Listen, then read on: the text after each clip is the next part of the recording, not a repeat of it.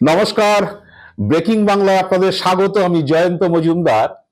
বাংলায় ভোটের ফল বেরোনোর পরে তৃণমূলের যে সাংসদরা গণতন্ত্রের অভাব বোধ করছিলেন, দলে একটু দমবন্ধ অবস্থা হয়ে এসেছিল। তাদের 20 জন দল ছেড়েছেন ইতিমধ্যেই। দল ছেড়ে তারা নতুন দলে যোগদান করেছেন, এনসিপিআই, সেটাও আপনারা জেনে গেছেন। তারা দল ছাড়ার আগে কেন্দ্রীয় মন্ত্রী বিজেপির ভূপেন্দ্র যাদবের বাড়িতে গত 8 জুন তারা বৈঠক করেছিলেন। সেই বৈঠকে মুখ্যমন্ত্রী শুভেন্দু অধিকারী ছিলেন। অনেক সলা পরামর্শ হয়েছে কিভাবে তারা কি পদক্ষেপ করবেন। তারপরে কি বলে 14 জুন হচ্ছে স্পিকারের কাছে তারা গিয়েছিলেন, লোকসভার স্পিকার ওম বিড়লার সঙ্গে দেখা করতে 20 জন। এবং সেদিন ডিনার হয়েছে, অনেক ভাপা ইলিশ, কষা মাংস টাংস হয়েছিল। বিজেপির সঙ্গে মধুচন্দ্রিমা ভালোই চলছিল। সবাই ভেবেছিলেন যে দল তো ছেড়ে দিলাম, নতুন দলে চলে গেলাম। প্রথমে অবশ্য তারাই আসল তৃণমূল সাংসদ বলে দাবি করবেন ঠিক করেছিলেন, যার পরে আইনগত সমস্যা হতে পারে ভেবে হচ্ছে এনসিপিআই তে চলে গিয়েছে। তো এখন নতুন দল এনডিএ ব্লককে সমর্থন করবেন। সব ঠিকঠাক হয়ে আছে, বিজেপির কথা মতো চলছিলেন, কোনো অসুবিধা ছিল না। বিজেপির লোকজনও তাদেরকে সাহায্য করছিলেন যে কিভাবে কি করা যায়। তারপরে অবশ্য বলেছিলেন তারা আদালতে যাবেন, কমিশনে যাবেন, নিজেদের আসল দল মানে তৃণমূল বলে তারা দাবি করবেন। এসব সুদীপ ব্যানার্জি বলেছিলেন। কিন্তু সেই মধুচন্দ্রিমা যে আর খুব একটা বেশি কন্টিনিউ করছে না, সেটা বোধহয় এখন অনেকে বুঝতে পারছেন।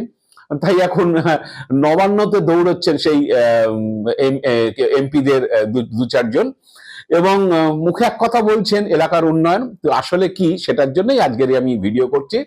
তো ভিডিওতে বিস্তারিত আলোচনা করব। কোনো সাংসদ এটাও বলছেন যে বিজেপির কথা মতো চলেছি, কিন্তু বিজেপি কর্মীরা তো ছাড়ছে না, কি করি এখন, খুব সমস্যায় পড়েছেন। বলছেন মুখ্যমন্ত্রীকে জানাবো, বিজেপি কেন্দ্রীয় নেতৃত্বকে জানাবো। তো কি হয়েছে আমি কয়েকদিনে আমি আপনাদের সামনে সেটাই বিস্তারিত আলোচনা করব। তার আগে দর্শক বন্ধুদের কাছে অনুরোধ, যে যারা আমার চ্যানেলটিকে এখনো সাবস্ক্রাইব করেননি তাদের কাছে অনুরোধ করছি যে আমার চ্যানেলটি যদি সাবস্ক্রাইব করেন তাহলে একটু ভিডিও বানাতে উৎসাহিত হই। আপনারা চ্যানেলটিকে সাবস্ক্রাইব করুন, বেল আইকনটি প্রেস করুন এবং অল অপশন বাটনটি চাপুন, যাতে আমার ভিডিওর নোটিফিকেশন আপনারা সময় মতো পেয়ে যেতে পারেন। আর দর্শক বন্ধুদের কাছে অনুরোধ করবো, যদি ভিডিও ভালো লাগে বন্ধু বান্ধবদের কাছে শেয়ার করুন। তো আসছি আজকের যে এপিসোডে, এলাকার উন্নয়ন নাকি পিঠ বাঁচাতে শুভেন্দুর দ্বারস্থ। হঠাৎ করেই হচ্ছে বৃহস্পতিবার দিন সন্ধ্যেবেলায় কাকলি ঘোষ দস্তিদার, যিনি এই তৃণমূলের যারা এমপিরা ভেঙে গিয়েছেন যে 20 জন, তার মধ্যে প্রথম যিনি ইনিশিয়েটিভ নিয়েছিলেন, মানে যার সঙ্গে প্রথম ভোটের রেজাল্ট বেরোনোর পরেই প্রাক্তন মুখ্যমন্ত্রী মমতা বন্দ্যোপাধ্যায় কাকলি ঘোষ দস্তিদারকে লোকসভার চিফ হুইপ পদ থেকে সরিয়ে দিয়েছিলেন। তার বদলে কল্যাণ ব্যানার্জিকে করা হয়েছিল। তারপরেই কাকলি দেবী সমাজ মাধ্যমে নানান জিনিস লিখেছিলেন, তার ক্ষোভ প্রকাশ করেছিলেন। তখন থেকেই বোঝা যাচ্ছিল যে কাকলি দেবী বেসুরো গাইছেন। এবং যে তারপরে শুভেন্দু অধিকারীর প্রশাসনিক বৈঠকে তিনি গিয়েছিলেন। যাওয়াটার পরে দেখা গেল যে এমপি ভাঙা করার খেলাতে হচ্ছে কাকলি ঘোষ দস্তিদারের একটা সক্রিয় ভূমিকা ছিল। এই টেম্পিদের কিভাবে আলাদা করে ভাঙিয়ে নিয়ে আসা যায়। তো যার পরে আরো অনেক কুশীলবরা জুটেছিলেন, শতাব্দী রায় ছিলেন, শেষ সংযোজন হচ্ছে সুদীপ বন্দ্যোপাধ্যায়, তিনিও গিয়েছেন। তো তাদের তো 8 তারিখে জুন মাসের ভূপেন্দ্র যাদবের বাড়িতে মিটিং হয়ে গেল।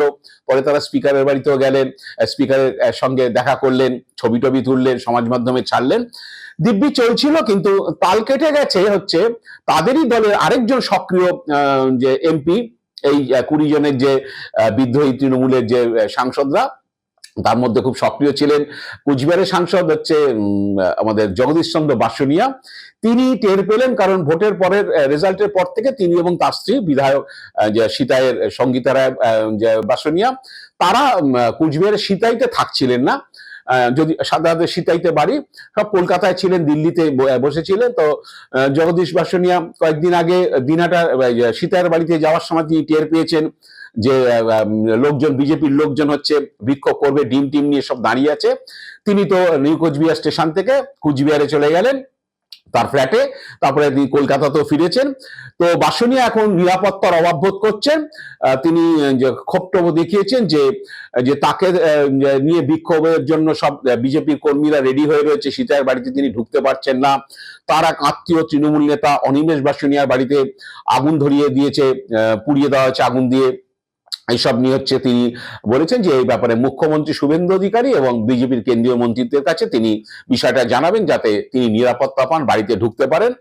এবং তিনি বলেন যে বিজেপি বলেছেন সংবাদ মাধ্যমকে, বিজেপি নেতৃত্ব যেভাবে বলেছেন সেভাবেই কাজ করেছি, তারপরে হচ্ছে বাড়ি ফিরতে পারছি না, ভিডিও ফুটেজ আছে, বিষয়টি বিজেপির নেতৃত্বকে তিনি জানাবেন।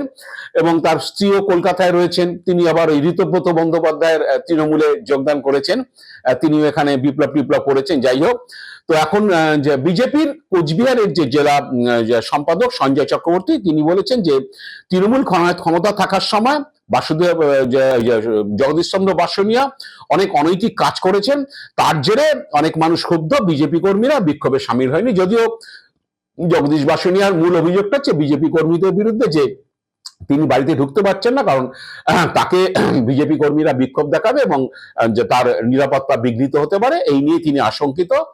তো বৃহস্পতিবার দিন হচ্ছে সন্ধ্যেবেলায় হঠাৎ কাকলি ঘোষ দস্তিদার নবান্নে চলে গিয়েছিলেন মুখ্যমন্ত্রী শুভেন্দু অধিকারীর সঙ্গে দেখা করতে।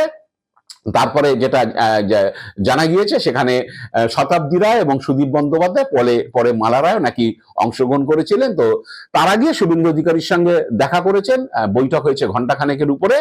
তো তারপরে তারা যেটা বলেছেন, কাকুলি দেবীরা সংবাদ মাধ্যমকে যেটুকু জানা গেছে যে সাংসদ তহবিলের বাইরে হচ্ছে স্থানীয় এলাকার উন্নয়নের আটকে থাকা কাজের গতি আনতে তারা মুখ্যমন্ত্রীকে অনুরোধ করেছেন।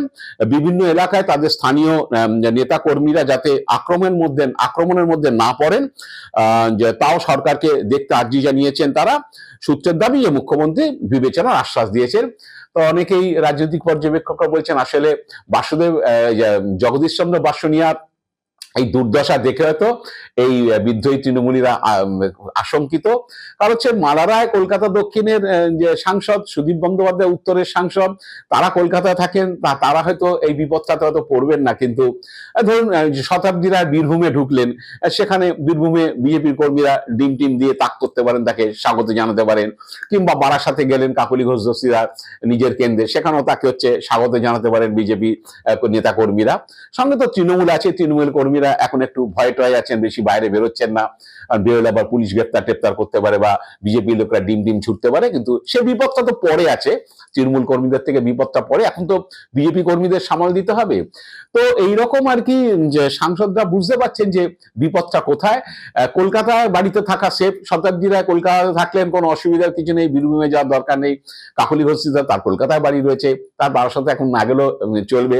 কিন্তু অনেকেই বলছেন যে আসলে এলাকার উন্নয়ন টুন্নয়ন নয়, আসলে পিঠ বাঁচাতে এখন হচ্ছে শুভেন্দু অধিকারী দ্বারস্থ হয়েছেন যে একটু কর্মী নেতাদের বলুন এলাকায় যাতে ঢুকতে পারি।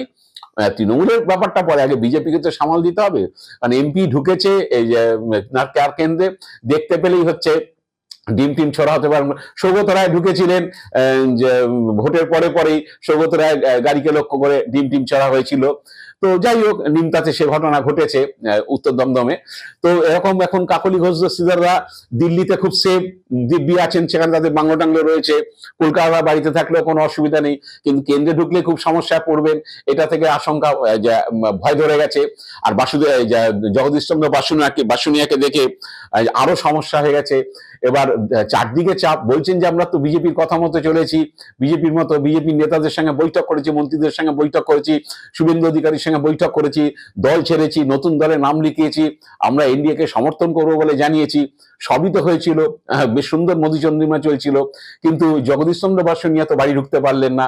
এবার আমরা যারা জেলার সাংসদরা আছেন, যারা জেলার বাড়িতেই থাকেন, তাদের কি সমস্যা? দিল্লিতে থাকলে বেঁচে গেল বাংলো টাংলোতে।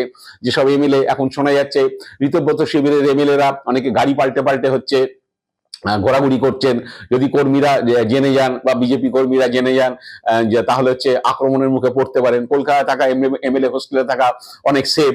এখন মহা মুশকিল, বিদ্রোহ তো করলাম দলে গণতন্ত্রের অভাব টভাব বলে, দিয়ে পিঠ বাঁচানোর জন্য বিজেপি শিবিরে গেলাম, কিন্তু বিজেপি শিবিরে গিয়ে পিঠ তো মারছে না, সাংসদরা পড়েছে বিপদে। এবার বিধায়করাও অনেকে চিন্তায় পড়ে গেছেন, বিধায়করা এখন ভাবছেন যে ঋতব্রতর হাত ধরেছি, ঋতব্রত বন্দ্যোপাধ্যায় আমাদের বাঁচাবেন, তাহলে সরকারকে বলে টোলে একটা সেটিং হবে, মোটামুটি মুখ রক্ষা হবে, নিজেদের বাড়িতে ঢুকতে পারবো যে নিশ্চিন্তে, বিজেপি কর্মীরা ডিম টিম ছুড়বে না বা তৃণমূল কর্মীরা বিক্ষোভ দেখাবে না, একটু আমরা নিরাপত্তা পাবো। ব্যক্তিগত দেহরক্ষী যারা থাকে তারা তো দিতে পারবে না, একজন দুজন নিরাপত্তা রক্ষী তো তার নিরাপত্তা দিতে পারবে না যদি 50-100 জন মিলে হচ্ছে তাকে আক্রমণ করে, ডিম ছড়ে বা কিছু করে। তো এখন মহা সমস্যা যে শিবির বদলেও তো কিছু লাভ হচ্ছে না। এখন হচ্ছে জগদীশ চন্দ্র বাসুনিয়া যাতে বাড়ি ঢুকতে পারে, নিশ্চিতভাবেই হয়তো যে কাকলি বা সুদীপ বন্দ্যোপাধ্যায়, মালা রায়রা হয়তো শুভেন্দুর কাছে এই ধরনের হচ্ছে অনুরোধ করে রাখতে পারেন যে যাতে প্রশাসন বা বিজেপি দলীয় কর্মীদের বলা হয় যে উনি যাতে বাড়ি ঢুকতে পারেন, বা আমরা যদি নিজেদের কেন্দ্রে মুভ করি আমাদের উপর যাতে আক্রমণ না হয়, অন্তত এই এমপিদের যাতে একটু সুরক্ষা থাকে বিজেপি কর্মীদের হাত থেকে, বা অন্য দিক থেকে যাতে তৃণমূল লোকরাও কিছু না করতে পারে, অন্তত সুরক্ষিত জীবনযাপন করা। বিপ্লব তো হয়েছে, বিপ্লব তো করেছে, বিপ্লবের পরের স্টেজ যেটা যে তার রিয়াকশন কি হবে সেটা তো বিপ্লব করার সময় বোঝা যায় না, সেটা রিয়াকশনটা পরে আসে। এখন হয়তো সেসব কারণে পিঠ বাঁচানোর জন্য হয়তো শুভেন্দু অধিকারী দ্বারস্থ হয়েছেন। আমি জানি না শেষ পর্যন্ত কি হবে, যে বারাসাতে বা অন্যান্য জায়গায় এখন 20খানা এমপি, কলকাতা শহরে 2জন, বা বাকি বেশিরভাগ যে জেলার এমপিরা কেউ কেউ হচ্ছে কলকাতায় থাকেন, তাদের যে বসতি আছে, তারা না বেঁচে গেলেন, কিন্তু সারা বছর ভর তো আর নিজের কেন্দ্র ছেড়ে থাকা যাবে না, সেখানে যদি ঢুকতে যান সেখানে একটা সমস্যা হতে পারে। এইসব কারণেই হয়তো শুভেন্দু অধিকারী দ্বারস্থ হয়েছিলেন, তার সঙ্গে হঠাৎ করেই নবান্নে বৈঠক করতে চলে গিয়েছেন। যাই না, শেষ পর্যন্ত শুভেন্দু অধিকারী আশ্বাস দিয়েছেন, সম্মত হয়েছেন যে যাতে তিনি ব্যাপারটা দেখবেন বলেছেন বলে শোনা যাচ্ছে বিভিন্ন সূত্র থেকে, যাতে কাকলি শতাব্দীতে নিরাপত্তা সুনিশ্চিত হয় কিনা, বা অন্য যারা বিদ্রোহী সাংসদরা রয়েছেন, শুধু জগদীশ চন্দ্র বসু নিয়ে না, আরো যারা রয়েছেন তারা হচ্ছে যে নিরাপদে জীবনযাপন করতে পারবেন কিনা, যে বিজেপি কর্মীরা যে তাদেরকে বিক্ষোভ দেখাবেন না, এরকম হচ্ছে বিজেপি নেতৃত্ব সেটাকে সুনিশ্চিত করতে পারে কিনা, বা শুভেন্দু অধিকারী সেটা করতে পারেন কিনা, সেটা ভবিষ্যৎ বলবে। আজ এ পর্যন্তই। আপনারা ভালো থাকবেন, সুস্থ থাকবেন। নমস্কার।